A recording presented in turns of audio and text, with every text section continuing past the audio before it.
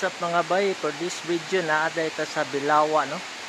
Bilawa Hot Water Falls. Dire kuan sa Maco, Davao de Oro, no? Part sa Maco, Davao de Oro.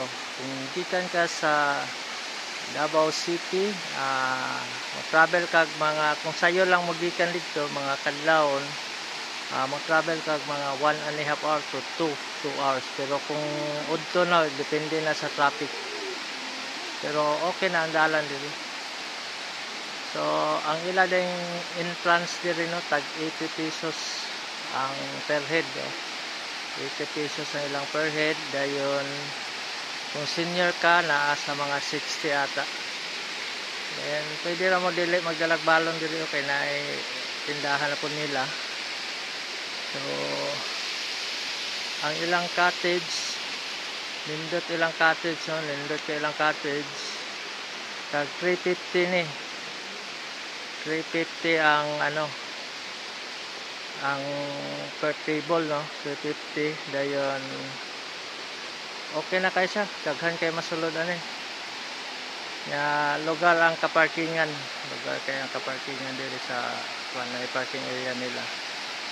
Tapos ang bawal lang diri ka nang magtopis, no? Bawal lang topis diri. Kasi respeto sa mga lumad siguro diri na dili nila pa kuanan ning kuan kay murag kay bulungan manggod nila na lugar diri. Kay kung makita ninyo,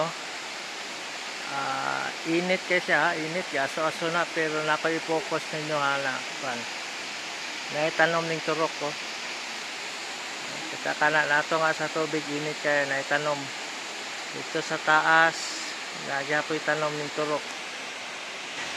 So nagi tanom na ning turok, no, mo nang kuan nila sa mga kuan dire, lumad dire nga dili lang daw kay magsaba-saba, no.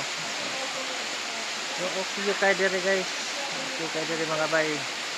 Labi na itong mga senior citizen, no, kung medyo may mga sakit-sakit na sa kaso-kasuan, wapo dire hulom-huluman. Mo ni dire ang Bilawa Hot Water Falls, no? Sa known dire sa Mindanao, hot water falls. So mo ra to mga bay.